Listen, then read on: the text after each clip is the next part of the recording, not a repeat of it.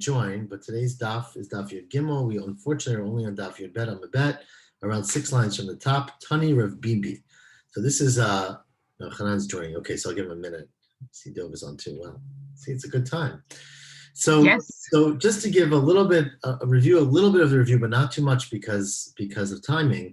You know, our discussion yesterday really is getting to the last part of the Mishnah. The last part of our Mishnah said that anyone who's an erva, right? So remember, if a person is a yavam, right, and meaning his brother died without children, and one of the brother's wives is a relation of his. Let's say it's his daughter or his mother-in-law, is one case chamoto, or achot ishto. Then that woman does not fall to yibum or chalitza, and the tzara also does not. Any other wives do not, right? So the Mishnah then said, but if they do miyun or get divorced prior to the death of the brother, then that marriage is no longer there. And then assuming, let's say Reuven's brother Shimon died, if Reuven's daughter was married to Shimon but then divorced Shimon, then the other wives of Shimon would fall to Yibam or Chalitza to Reuven because there's no connection. So the Mishnah, however, did not say, it said specifically in the Mishnah, you can't talk about mi'un by chamoto because your mother-in-law can't do mi'un. Remember, mi'un only happens if you're a minor. And so your mother-in-law can't be a minor. Now, we're going to try to discuss that today, this very important question of can someone's mother-in-law be 11? Okay? Says the Gemara, Tani Rav Bibi Kameder of Nachman, Shalosh Nashim Mishamshot B'moch. There are 3 women who, after they have intercourse or during intercourse, there's a machlokes about what this means, they can have tashmish hamida with a moch. A moch is generally translated as like a sponge or like a diaphragm or something that interferes with sperm, presumably, and prevents pregnancy. So there are 3 women who are allowed to, according to Rashi, or have to, according to Tosfot, use such a device or such a method when they have intercourse, and they are a ketana, a minor, me'uberet, a woman who's pregnant, and a minika, and a woman who is nursing. Why?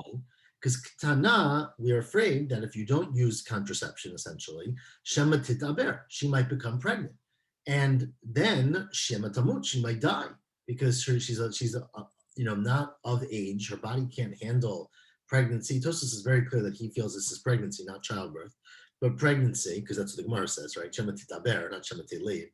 But that maybe she'll become pregnant. She can't handle pregnancy, and she'll die. So it's a sakanat nafashot. So you have to use birth control, essentially, contraception. Me'uberet, a woman who is pregnant already, because shema taseh ubras sandal. They were concerned. This is Rashi's pshat. We've had a nida that if a woman is pregnant and then she becomes pregnant again, there's another egg that's fertilized, and that she develops another fetus, that it will kill or crowd out the first fetus. So you have to use contraception when you're pregnant. Is it something that happens often? No, it can be very rare, but it happens, and so you have to take every precaution. Minika, a woman who is nursing, shema tigmol benav yamot. Maybe she'll become pregnant, and it will lead to her weaning. Her milk will decrease, or the taste will change, and she will wean her child. But her 1 or 2-year-old child who's still nursing gets all their nourishment from her, and obviously they didn't have formula, right? And that will be a sakanat nefashot of this child. So because of all these cases, in these cases, a woman should not become pregnant. And again, Rashi's pshat is she can take action to prevent pregnancy. According to Tosfot, she has to do that. But you're allowed to do that. Continues the Braita.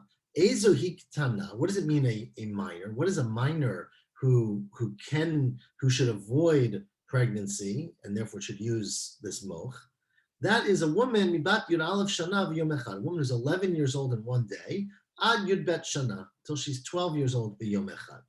Pachot mikan, if she's younger than that, then there's not concern about pregnancy. She won't become pregnant. Forget about the question of intercourse, right? But she won't become pregnant. The yeter al kein, if she's above that age, she's 12, then already her body's able to handle it. She can become pregnant and give birth. And mishameshet kedarka v'holechet, you don't have to use any kind of prevention of pregnancy. Divrei Rebbe Meir. This is all the opinion of Rebbe Meir. The Chachamim disagree with this whole halacha. And they say, you don't have to worry about this moch, about preventing pregnancy.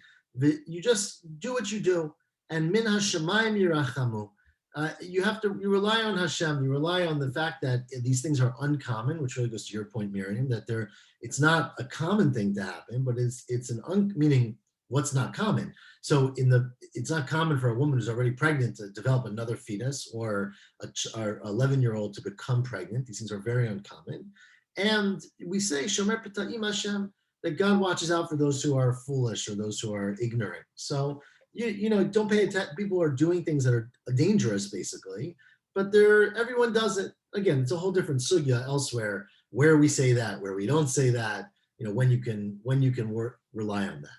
But the reason we're quoting this whole statement is that one of the cases of where a woman is allowed to or encouraged to use protection to prevent her from becoming pregnant is a case of a child, of a ketana, a woman who's not 12. And what we're basically saying is that the reason an 11-year-old should use this, should prevent herself, according to Meir, from becoming pregnant, is because she might become pregnant and then would be in danger of her life, which implies that there's a chance for an 11-year-old to become pregnant, right? Meaning it's a possibility. It's not impossible. So says the Gemara now, if that's the case, Midika Shema titaber v'shema tamut, that maybe she'll become pregnant and maybe she'll die. There's a chance that she can become pregnant and not die. And if that happens, imkain matzino chamoto mima'enet. All of a sudden, you can imagine a case, if you're very imaginative, of a mother-in-law who can do mian. Because imagine the case is, now again, I'm going to walk you through one version of the case, which is you have an 11-year-old girl, she gets married, she becomes pregnant, and she gives birth to a child, right? She then divorces her husband, let's just say, and she has a second marriage to Shimon, to Reuven's brother Shimon. Reuven gets betrothed to that baby, to that girl, right? Who obviously can't consummate or something. It's not even questionable. It's like, 2 months old, but it's a marriage. It's a real kedushin, right? So Reuven is married to this daughter, this baby. That's her niece. His niece. To his, so it's not, so the case I'm using is not his niece, because I'm saying that Shimon was a second marriage. It's not Shimon's daughter. Oh, okay. Right? The reason I'm doing that is just because of the other, there's other reasons. But anyways, so Reuven, it's Reuven's, because he could, anyways, so Reuven is married to the daughter of Shimon's wife. So Shimon's wife is now his mother-in-law. Shimon but she's 11, right? So she, in theory, can do miyun and annul her marriage to Shimon. So again, very far-fetched, obviously, but let's say Shimon dies and his wife, who's the mother-in-law of Reuven, falls to Yibam. Why can't she just annul that? Why can't you find a case of miyun with your mother-in-law, with someone's mother-in-law? So right. So the Mishnah said, in Cain, you can find a case where someone's mother-in-law can do miyun.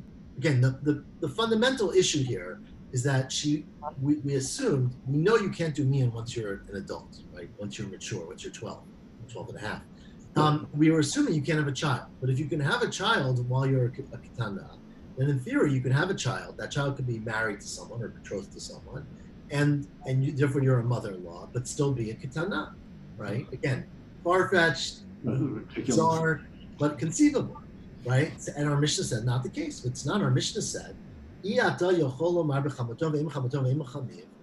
say about any of these cases of mother-in-law, grandmother-in-law, from the mother or the father, that they didn't have children, because obviously they're your mother-in-law, so they had a child, they had your wife, or they did miyun.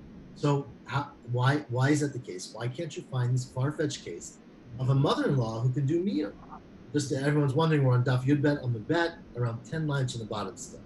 It says the Gemara, the answer is, you're right. A woman can never become pregnant prior to the age of 12. So Ema, what we should say is not that she might become pregnant and might die.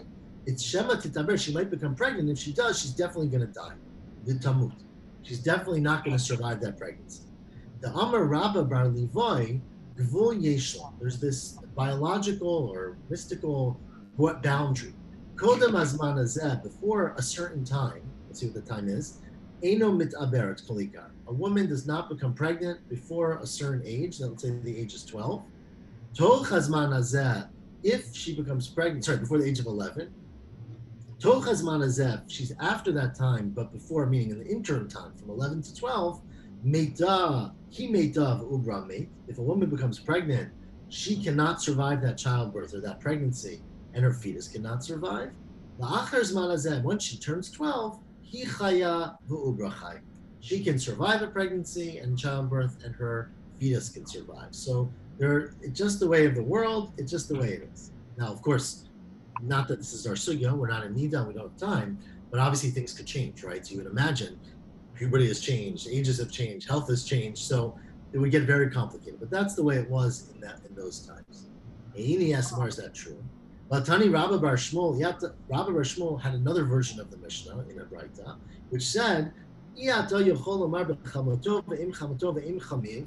can't describe a case of a person's mother-in-law or mother-in-law's mother, or mother's mother-in-law or father's mother-in-law, that father-in-law's mother, or mother-in-law's mother, shenimtsu ilanit, o shemi anu shekfar yoldu, because they already gave birth, which implies that the reason is that once you give birth, you must be an adult. You're proving to me now that even a younger person can give birth. It's not shekfar gidlu. Ella says, well, you're right. The point is, the olam shema titaber v'shema tamut. In fact, it is true that some people in the age of 11 can give birth. They can survive a pregnancy and a childbirth. So your question is, so why can't you have a mother-in-law who is a minor who can do miyun? Elakashiyah, Amr Safra, it's a whole different reason. It's because banim harehim kisimanim.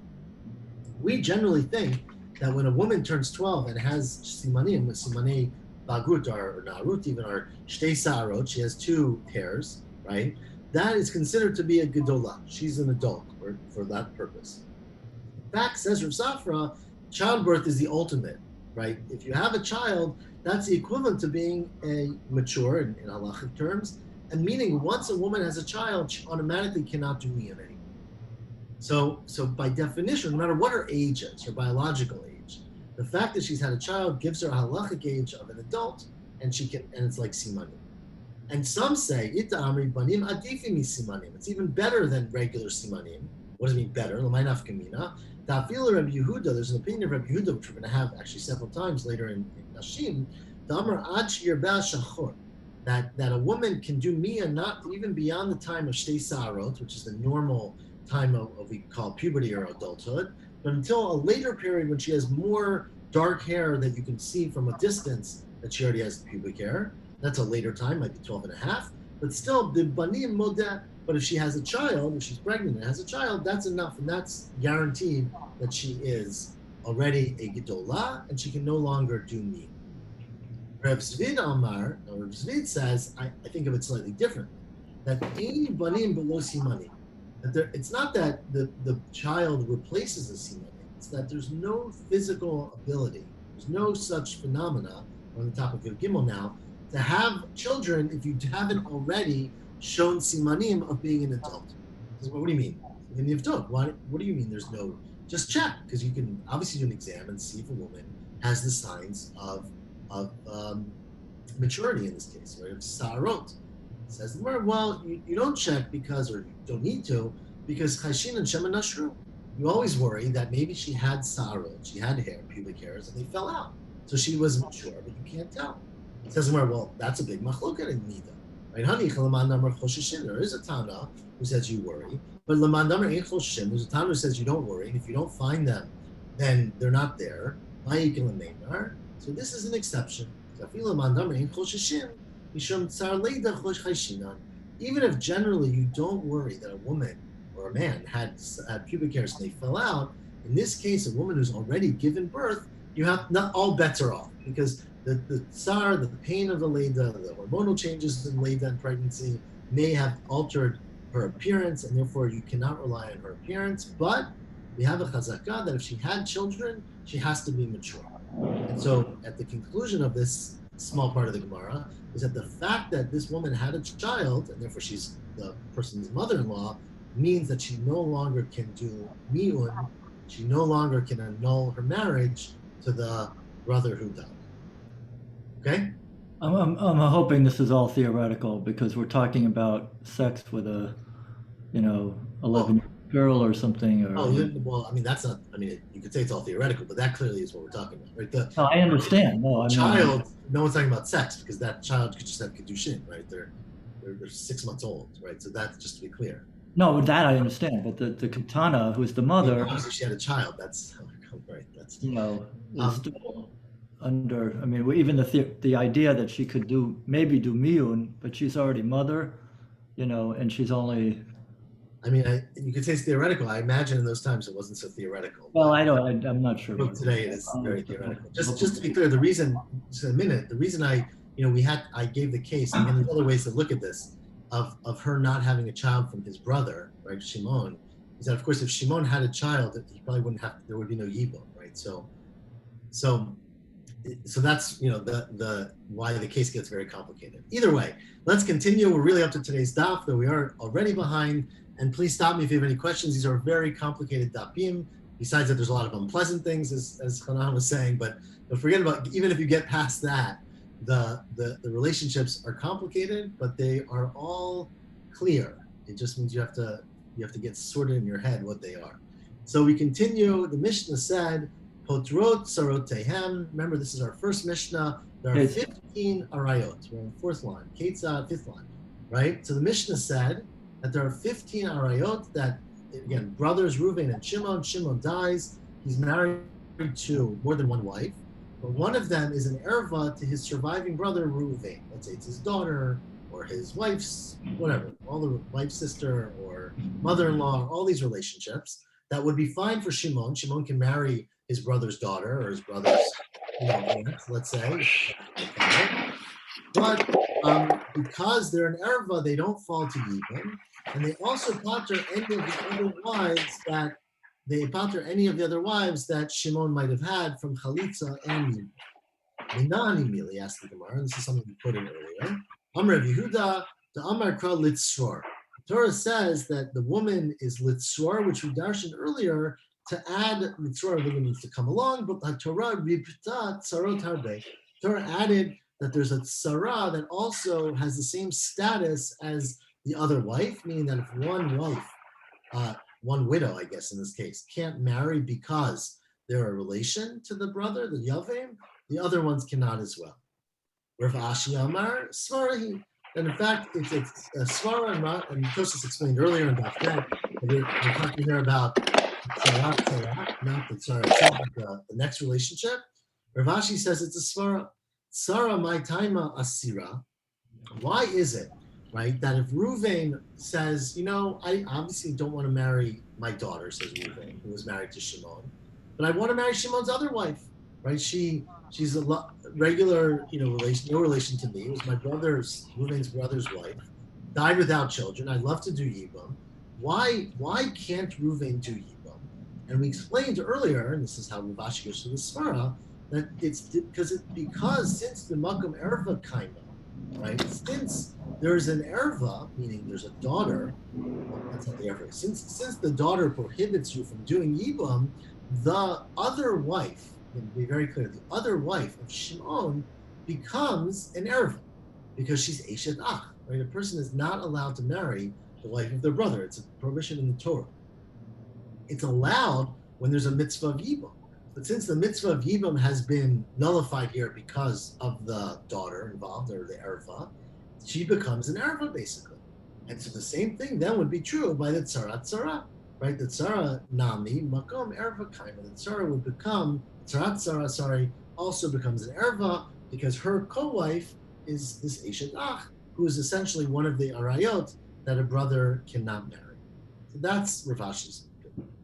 Continues the Gemara again, 10 lines down now. Ketzad im metu. So let me just read from our Mishnah because you have to get this and go in order. Our Mishnah said, remember, Reuven and Shimon are brothers. Shimon is married to more than one wife, but one of them is an erva to Reuven. If Shimon dies, because Reuven can't marry the erva, Reuven can't do yibum to any of them or chalit, right? However, said the Mishnah at the end of the Mishnah, if Shimon got rid of that marriage or broke up that marriage before he died, for example, he divorced the erva or the erva was a Ketana and she did Mian, right? Or she died, right? So that Erva was no longer married to Shimon. And since at the time that Shimon died, there was no erva attached to him, Ruvain does yibum to the other wife or wives that are related, right? So says the Gemara, but the implication is afilu kanes u'lebesof kirash. Even if Shimon, was married to the erva at the same time as the tzara and then got divorced, right? And that's the way we explain the whole Mishnah, which is that the fact that Shimon was married to two women and one of them was an erva to Ruvain does not make any problems. The only problem is if Shimon dies. Because at the time of Shimon's death, they become connected, Zika is the word we use, to Ruvain. And because one of the connections is a prohibited connection, because one of Shimon's wives is an erva, it's a daughter of Ruvain, so then they both become prohibited, right? But the fact that they were married at the same time is not a problem. However, there's another Mishnah later that seems to disagree with it. Viraminu. I have a question from the following Mishnah. The Mishnah says later, this is on Daf Lamed, Gimel Achim, Shlosha Achim, right? You have three brothers, because two is not complicated enough, right? So now we got three brothers. Two of them, Shnayim Mehem Nosuim Shnei Achayot. Two brothers married two sisters, okay? Which is not uncommon, right? At least certainly then, when all these Get other... out your picture book, Miriam. You got, one second, okay. And then, there's two brothers, Reuven and Shimon, they're married to two sisters. And the third brother, Levi, Echad Nasoy Nachrit. Levi married an Nachrit does not mean a Nachrit, right? Obviously, it means a woman who's not a sister, right? Another family. He married out, as they say, right? So he married a regular woman, let's say. And then, so now, again, in case Miriam has a picture book, I don't, but Reuven and Shimon... I haven't figured out which picture it is yet, so don't ask me. I'm going to try my best, but correct me if the picture book disagrees with me. But Reuven and Shimon are brothers. Well, Reuven, Shimon, and Levi are all brothers in this case, okay?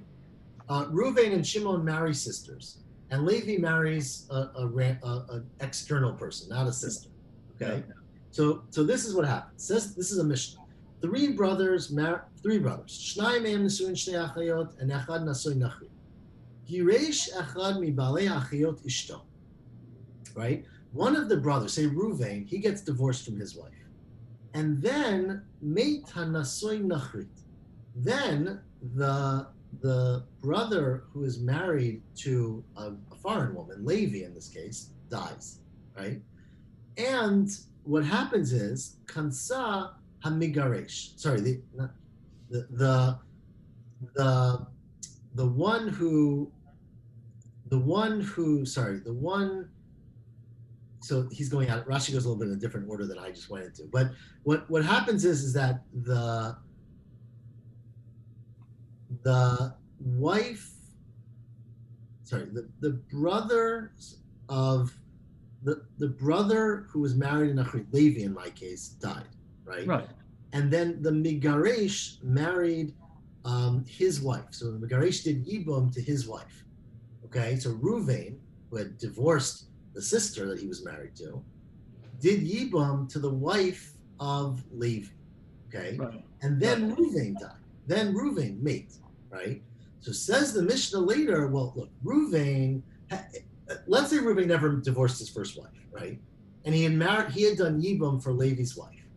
Then when Reuven died, his wife would have fallen, both of those women would have fallen to Shimon. But one of them was the sister of Shimon's wife, right? So it would have been Achot Ishto and a Tzara. And Right. then Shimon would not have done Yibum because you can't do Yibum for Achot Ishto. But in this case, Reuven had divorced the sister before he did Yibum.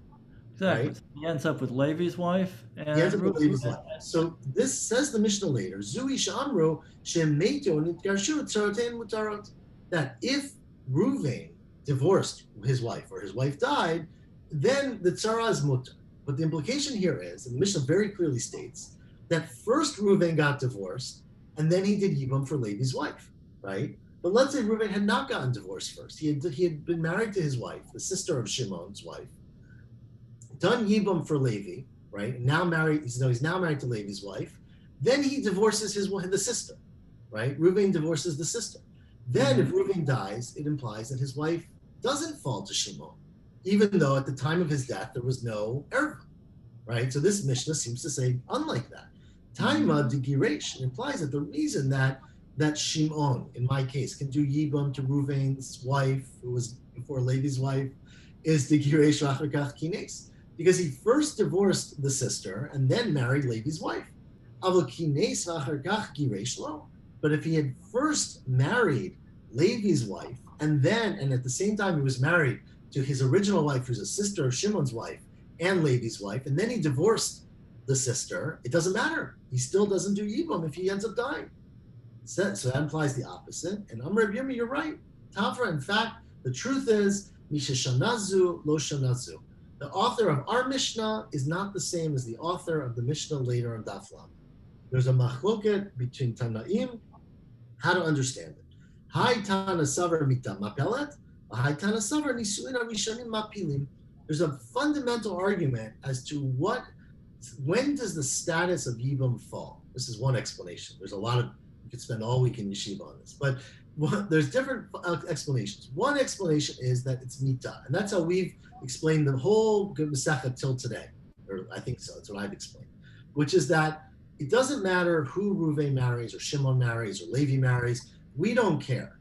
The only thing that matters is what's the status when Shimon dies, or whoever dies, right? When Shimon drops dead, in this case, or whatever the case, whoever died, who was Shimon married to? Because anyone Shimon is married to has a responsibility, is connected, is somewhat married or connected to Reuven or all the brothers. And if one of his wives or his widows is a relation, is an erva, then it potters everybody.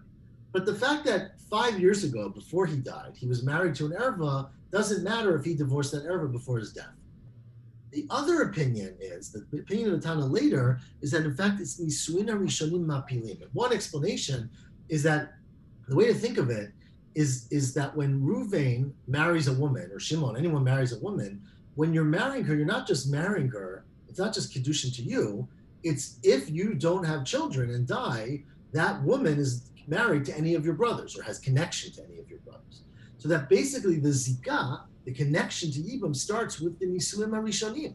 It's essentially, you marry into a family, you marry everybody, right? So if a woman marries Shimon, she's accepting that should Shimon die and we don't have children, or he doesn't have children, that I am going to marry his brother. And so basically from that time, there's already a connection to the brother.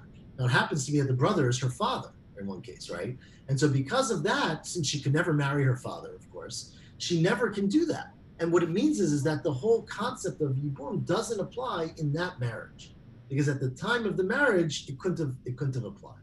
And so that's the other opinion, that the Nisuin HaRishonim are what contribute to the Yibum. Rava says, I disagree.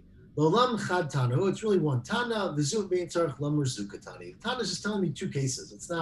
It's one and even the other one. Meaning, or you don't even have to tell me the other one. Meaning, even if they were divorced, meaning the case is if they got divorced before Reuven married the second wife, for sure there's no yibam. But even if they got divorced afterwards, there's also so not no yibam, but no connection. So it's not a chiddush. It's not actually two separate cases. Finally, okay, so that's, and just again, we're not going to spend any time here, but this is a huge fundamental machloket about how to understand the whole concept of yibam, about when does it start? Does it start with the initial marriage, and meaning when Shimon's happily married to his wife, there's also a connection there for the wife to any of the other family members, because if Shimon died, she'd have to marry them. It's not by choice, right? It's an obligation. Or is it just something that falls at the time of death? The final thing in the Mishnah was anyone who was yicholah l'ma'in, right, and did not do miyun, then the Mishnah said you do chalitza. Right? Let's say Reuven's daughter is married to Shimon, but Reuven's daughter is 11 or 10, and she, or whatever, any age, and or below 12, and she could do miyun, right? So if she had done miyun before Shimon died, then Shimon's not married to her. And then Reuven can marry the tzara. But since she didn't, Reuven cannot marry the tzara. However, remember that miyun is only Kiddushin D'Rabbanan. So because it's only Kiddushin D'Rabbanan, it can't really pater the tzara, because they're not really a marriage. It's a D'Rabbanan marriage. So you still have to do chalitza. You can't do yibam, but you still have to do chalitza. Ask the Gemara, well, why don't I have a better solution? Tima ein hashta. Why can't the daughter, Reuven's daughter, do mian now? Even though Shimon's dead, let her get up and say, I'm doing mian, and then Reuven can do yibam to the tzara, the tityabein. Lema misayeli the Rav Oshaya. This seems to support Rav Oshaya. Dam Rav Oshaya mima'enet l'mamarov ein mima'enet zikato.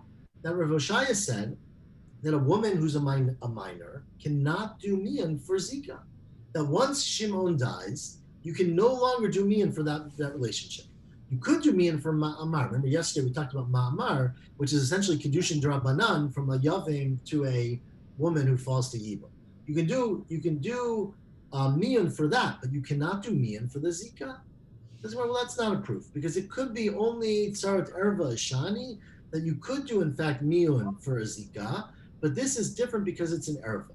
And this is what we said yesterday. Tani Rami Bar Yecheskel, remember this was the case yesterday. If a young woman, marries a man, let's say Shimon again, and then she doesn't like Shimon, right? So she does miyun. But 10 years later, she decides she wants to marry Shimon's father, which we said was Yaakov yesterday, right? So says Rami Bar Yecheskel, miyana bebal, if a woman does miyun in her husband, then she's not married. Retroactively, it's annulled, and muteret la'aviv. She can marry his father because it's not considered her father-in-law. But if Shimon died, right, and she fell to Yibam, to Ruvain, but she says, I don't want to marry Ruvain, right? So miyanab bi Yavain, if she does miyan in the Yavain, then asura la'aviv. Then she could never marry the father. Because as we said yesterday, Alma, let's read it, Mishat Nefila, from the time that she fell to the brother, meaning the time that Shimon died, and we said, oh, now you have to marry Ruvain, near 8 kikalato. That connection to Shimon that made her have to do something with Ruvain formalized the marriage in some way, or at least looks like it. It's a gzeira, of course, but she looks like his daughter-in-law, and therefore, even if she did miyun, she can never then marry her father-in-law, or her sort of father-in-law. The same thing is true in our Mishnah. If a woman fell to Yibam and she was a daughter of Ruvain and there was a tzara, even if she did miyun, it wouldn't help. Because even if she did miyun, we would not allow Ruvain to marry the tzara, the wife of Shimon, because it looks like he's marrying a tzara of an erva. So since it looks like it, we don't allow him to do Yibam, but we require him to do chalitza because midoraita, at least, he should be doing something. So what if they wanted to marry? He can't marry his daughter. They want to marry the tzara. Yeah, right, Shimon died. Shimon had 2 wives, Sarah and the daughter of Reuven. But the daughter of Reuven is a katana, so she can do miyan. Right. So regardless, even if she does miyan, you won't allow Reuven to marry the tzara because it looks like the tzara of an erva. But you'll make Reuven do chalitza because he has to get rid of the relationship some way. Because in fact, Shimon was not really married to his daughter because it was only midrabanan. Midoraita, Shimon was never really married to his daughter. It was only a marriage of drabanan. She wants to marry Yaakov. There are other brothers. Yaakov's her father-in-law. Yeah, the father-in-law. So she can't marry her. The same thing would be true because at the time that she fell, the Zika happened to anyone. It sort of more, I wouldn't say consummated because it's the Rabbanan, but it made more real her marriage to Shimon. That's how Rashi explained it yesterday. Okay, good complicated cases. Continues the Mishnah now. If you didn't follow us till now, now's a good time to restart. So it says the Mishnah on the bottom of Daf Yud Gimel Amud Aleph. We had 15 cases in the first Mishnah, but there are sheish arayot. There are 6 relationships that are chamurot me'el, that are more stringent than the previous ones. They're worse in some way, and because because they are people who can only marry somebody else. Meaning they cannot marry your Reuven's brother Shimon, then if they do marry Shimon, it's never going to be marriage, right? So if Shimon marries one of these 6 people plus an extra wife, a tzara, then tzaraten mutarot. Then the tzara is mutar to Reuven because although Shimon was married to, let's say, a sister, right? Shimon can't marry a sister. So the fact that he's married to her and they live together and they think they're married doesn't make them married. And so therefore, Ruvain, of course, can't marry his sister either. But because Shimon was never married to the sister, Ruvain has no obligation. And Ruvain, in fact, does do Yibam or Chalitza to the other wife, who's a true marriage, to the Tzara. Who are the 6 relationships? Says the Mishnah, Imo, person's mother, because, and we talked about this earlier, it's even on Usat Aviv, this was the opinion. And Eshet Aviv, a woman who's not their mother but is married to their father. And remember, in order for Reuven and Shimon to have to talk about Yibam, they have to come from the same father, right? So any one person who's married to Shimon's father is married to Reuven's father, right? It's just the way it works, it's the same father. And Achot Aviv, their father's sister, which again, they have to share. And Achotome Aviv, if they have a sister who shares the same father. Remember in the last Mishnah, we talked about a sister who had a different father, so it was not necessarily related.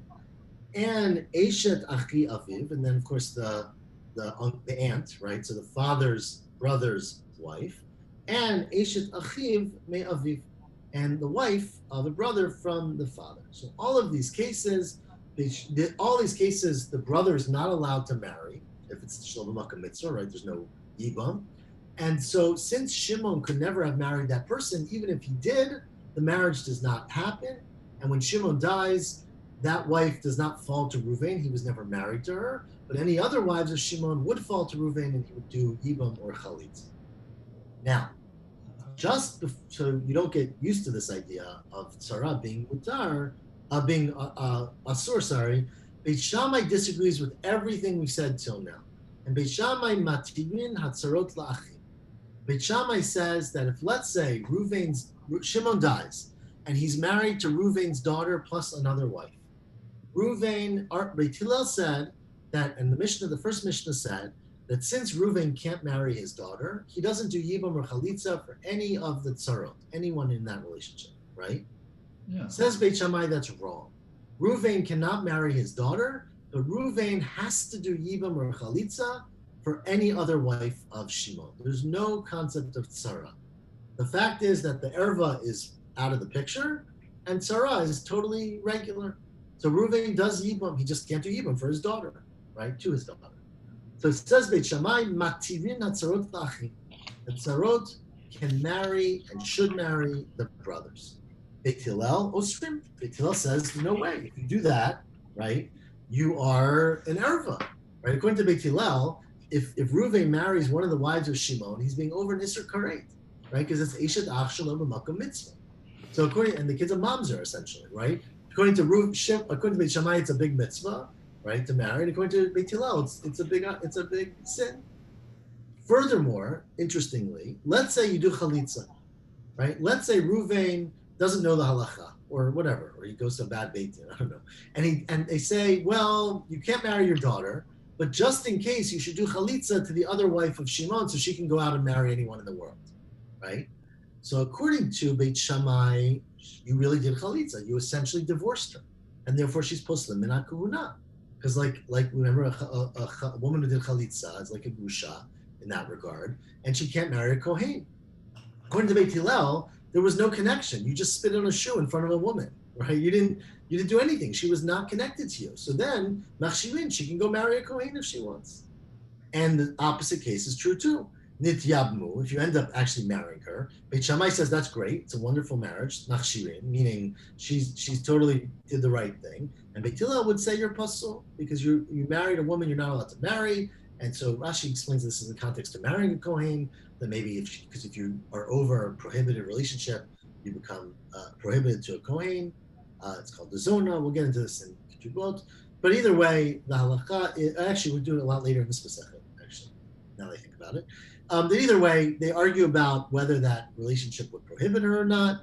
And says the Mishnah something very nice, I guess, that even though, right, there are potentially relationships where Beit Shammai says you should do it, and it's a mitzvah, and Beit Hillel says it's an isur toraita of karet, right, and the kids are inappropriate and asur, and you can't marry a kohen.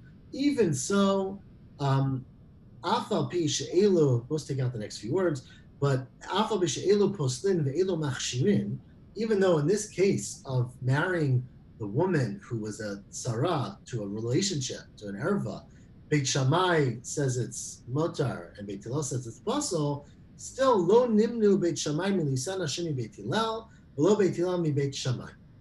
Beit Shammai and Beit Hillel trusted each other. This is one explanation, and they married each other, even though they had different values, right? Not different values, different psakim, different halachot of what you do. They trusted each other that they would tell them that they wouldn't put them in a situation that they felt was inappropriate, and so they had a complete trust, and they got married to each other. And furthermore, even when they argued about tumot and taharot, kol taharot v'atmeot shayu elo mitarim ve'elo mitamim, whenever you have different arguments, which of course are numerous, about what's tahar and what's tameh, lo nimnu osin tarot elo agabi elo. They relied on each other to tell them and to trust them. And so even though they disagreed and they fundamentally practiced differently, they didn't let that interfere with having a relationship. That's very nice. Sounds very nice. I agree. Amar Rabbi Shimon ben Pazi. Now says Rabbi Shimon ben Pazi, we had this whole discussion early in the beginning of our Masechet about the tzara, right? But why does Beit Shammai not agree with it? My Tamai de Beit Shammai, who says that there's no such thing as a tzara. Again, no problem of a tzara to erva, meaning, again, if Shimon dies and one of his wives is a relationship, is an erva to Reuven, but the other is not, according to Beit Shammai, Reuven should marry the one who's not an erva. Why? Says Gemara Dichtiv, because the pasuk says, it's a very fascinating pasuk about Yibo. It says, if two brothers are married and one dies, and he doesn't have children, lo tiyah eshet hamet hachutza liishzar. The woman, the wife of the dead brother, should not go outside and marry a regular person, ishzar. What does the word chutza imply? It says Beit Shammai, eshet hamet hachutza, meaning the wife of the dead person, of the brother, who is the outsider, as opposed to the wife of the brother who's an insider. Meaning, there could be the wife of a brother who's a relation, who's like Reuven's daughter, that's the insider. And then there's a separate wife who's an outsider, she's not related.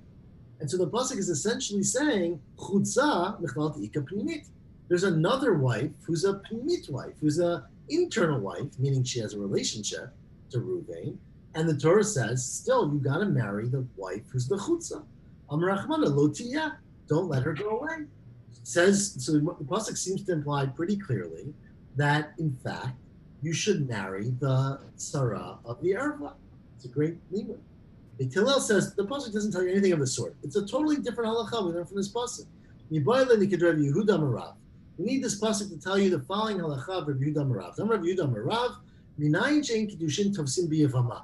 How do I know that a yevama, a woman, right? Reuven died, Shimon dies, let's say. His wife is supposed to marry Reuven, right? And she doesn't. She goes off and marries someone else.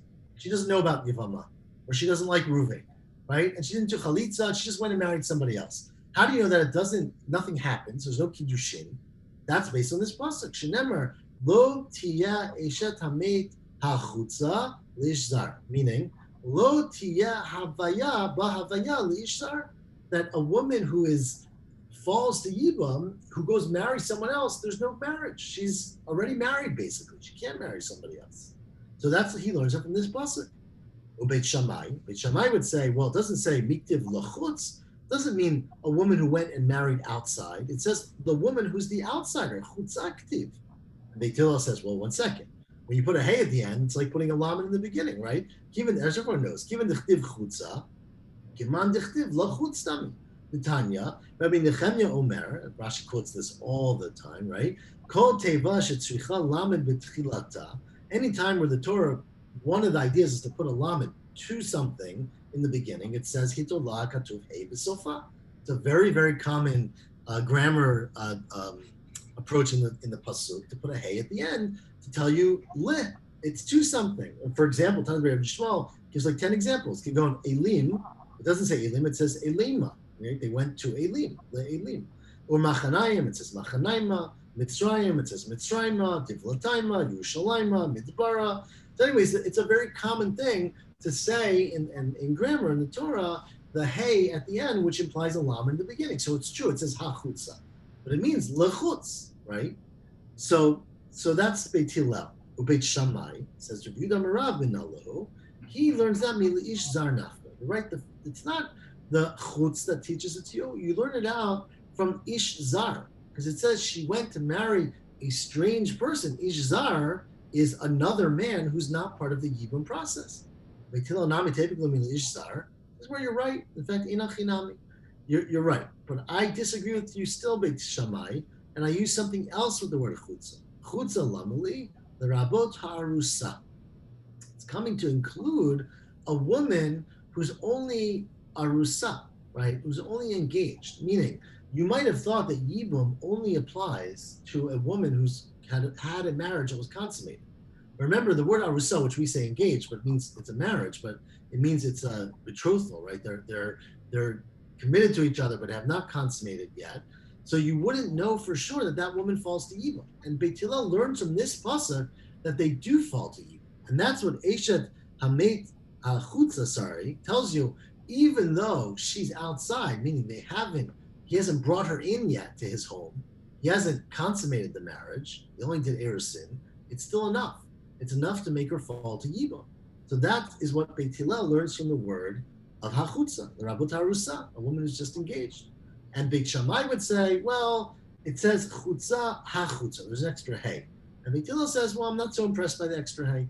Chutza HaChutza lo mashma. So anyways, so basically it just comes down to whether you have the hay or not the hay, but essentially Beit Shammai has a pasuk which tells you that you can marry the tzara. Beit Hillel disagrees, then says there's no such pasuk. Rava says, I have a whole different explanation. Tamayo de Beit Shammai is the ein isur chalal isur. The reason that Beit Shammai says that you can marry the tzara, it's a fascinating limud. The reason that Beit Shammai says not that you can, that you have to marry the tzara, is because ein isur chal al isur. Meaning, I'm going to explain to you what Rashi does this, so I'm going to do what Rashi does and tell you what the Gemara really means, though the Gemara doesn't know what it means yet. What the Gemara really means is that, let's say Shimon marries a woman who is, sorry, let me say it out correctly. Shimon marries a woman who is totally permitted to everybody, right? So she's not, I'm gonna do the other way. Shimon marries the daughter of I'm gonna do Eshetach. Okay, that's the case Rashi likes, right? So Reuven's married to a sister. Shimon marries Shimon marries the sister of Reuven's wife. Okay, not Eshetach, Achot Ishto. Okay, so Reuven married a woman. That woman's totally permitted to him. Any sister of that woman is usher to Reuven once he marries the first sister, because you're not allowed to marry two sisters, as long as she's alive or still married, right? Alive. So Shimon then goes and marries the sister of Reuven's wife. So when Shimon marries that woman, she's already usher to Reuven because it's the sister of his wife. And because she's usher to Reuven because of Achot Ishto, the fact that she married Shimon does not make her Eshetach. She doesn't become the wife of Shimon. Why not? I mean, she's the wife of Shimon, but she doesn't become usher to Reuven as Eshetach because you can't have two Isurim. Ein Isur Chalal Isur. So she's usher already from Achot Ishto. You can't add on a second level of Eshetach. And because of that, when Shimon dies, she won't fall to Yibum. And the reason she won't fall to Yibum, essentially, is because she's not Eshetach, right? She's not Shimon's wife in regards to Reuven. She's only because that Isser never fell onto Reuven from Shimon. That's how we understand it initially. So says the Gemara, well, that's a great expensive bizarre, and therefore, she doesn't fall to Yibum, so there's no concept of Yibum for her, so the Tzara is totally independent of her, right? There's no connection, and therefore you can marry the Tzara. Says the Gemara, well, that only makes sense if you first marry, right? If you marry first. Right? If it's one thing if you marry first the brother who ended up dying gets married first, then lo ati isra achot isha b'chal isra eshetach ela nasa chai v'achar nasa meit achot isha kadem, right? So what about it? That only makes sense if first essentially the brother. This is how we understand it initially. Rashi's again, this is not the right shot. We think it's the opposite of what I just said. It's that if Shimon marries the sister first, then when Reuven marries the sister of Shimon's wife, that woman does not become usher to him because of Eshet Ach, because she's already married because of Achot Isha, because she's already Eshet Ach. Sorry if I confused you, because I confused myself. But its initial interpretation is that the sister married Shimon first, right? Reuven now wants to marry the sister of Shimon's wife. And Reuven's allowed to do that, right? There's no problem with Reuven doing that.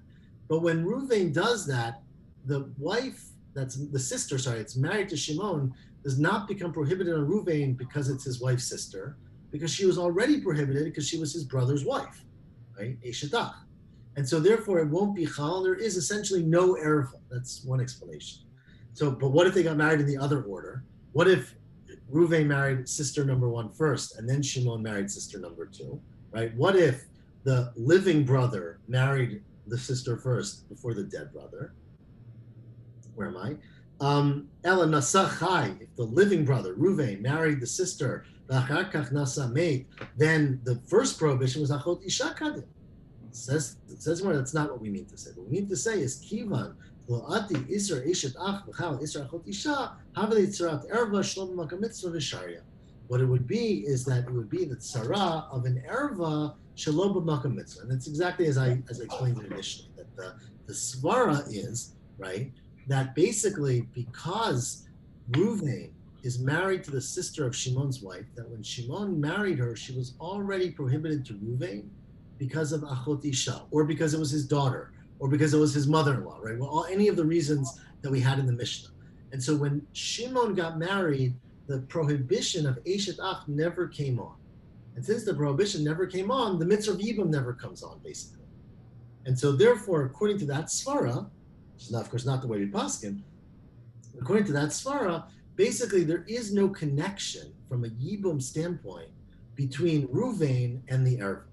And since there's no connection between Reuven and the erva, then that person doesn't do Yibam, of course, the erva, but the tzara can do Yibam because there was no other connection. Because that is the explanation of Rav. We could do a couple more lines. The second Isser is kind of confusing to me because isn't that the usual Isser that? It's a good question. Ask away. It's very confusing, so it's worth asking. I'm not grasping the second Isser that's not supposed to take effect because it seems to me that's the Isser of marrying your sister-in-law anyway. So according to Rashi, this explanation, it's that basically. So I'll phrase it a little bit differently. In order for a person to fall to Yibam, right? The whole concept of Yibam is basically the Torah says a woman who is prohibited to you should marry you in the context of a person's brother not having children. But if they're not prohibited to you, meaning if it's not a person's brother's wife, then they don't fall to Yibam. That's the way Beit Shammai understands it. So that in order to have the heter of Yibam, you have to have the Isser of Eshet Ach. You have to be a prohibited relationship that in this specific circumstance, there becomes a mitzvah to do. But according to this pshat, there's no prohibited relationship of Eshet Ach with this person's brother's wife, because before they were the brother's wife, they were already prohibited. Because it was his daughter, or his mother-in-law, or his wife's sister. So Shammai has to construct this convoluted legal theory on why Yibum happens in order to explain why Yibum doesn't happen in some cases. Well, so right, in order to explain why Yibum should continue to happen to the tzara, meaning it's not like the daughter and the tzara fell to Yibum, but you can't marry the daughter, so you don't marry the tzara, which is what Beit Hillel says. It's that the daughter was never married to the person's brother. Now, she was, right? But in regards to Reuven, she was never married, because since she was prohibited to Reuven from being his daughter, the Isser of Eshet Ach never affected that. And so essentially there's no second thing. So again, Tosas goes into a little bit that, but then when he dies, right, these things sort of all abrogate at one time. But either way, that's Rava's explanation for this. Ein Isur Chal Isur, but correct. I'm just going to do, I'm only going to do 2 more lines and then leave the rest for tomorrow. For Dov to pick up. It says, let's do 2 more lines. Chaltu Beit Shammai Poslim, right? So if you do chalitza, you become possible to a kohen. It's more, of course, pshita. Lafukim with Rabbi Yochanan ben Nuri. We're going to see later, in tomorrow, I guess, the end of the day tomorrow, that Rabbi Yochanan ben Nuri said, I have an idea. Beit Shammai says you don't marry the tzara. Beit Hillel says, Beit Shammai says you have to marry the tzara. Beit Hillel says you never marry the tzara. Let's just make everyone do chalitza and call it a day. Says the Gemara, we disagree. That's not what you do. You paskin the way you paskin, right? If you're whole like Beit Hillel, you don't do anything. If you're like Beit Shammai, you do yiba, or you could do yiba. Kamashma de Beit Hillel machshirin. That we don't go that way, and we don't prohibit you from. We don't make you do chalitza misafek. Meaning, Beit Hillel is very confident in their opinion that the tzara of an erva has no obligation, right? And so therefore, you don't even need to do chalitza. And we're going to stop here, and I guess tomorrow we'll pick it up from the 2 dots on the second wide line. You're making it sound like the tzara has the choice. I thought it was the man who has the choice. Correct. The tzara unfortunately has no choices. Right, but you're saying the question is if you do chalitza, right, to the tzara, what happens? Okay. So so you might have thought that it looks like basically we make a takana drabanan that in all these cases do chalitza, right? The problem, of course, with that is that then you basically make her a divorcee, and she doesn't. She's not that according to Beit Hillel. Right. So the Mishnah is very clearly saying the Tana of our Mishnah disagrees with Yochanan ben Nuri. You don't make a takana that you should always do chalitza. Beit Hillel says that the tzara has no obligation, and so even if you did chalitza, it doesn't do anything. It doesn't mean anything. Right. Okay. Just the Okay. Stop here. I know it's a difficult topic. Thank you all for your patience and Thank you all. Shavua Tov, everyone. Thank you. Shavua Tov. Have a good night.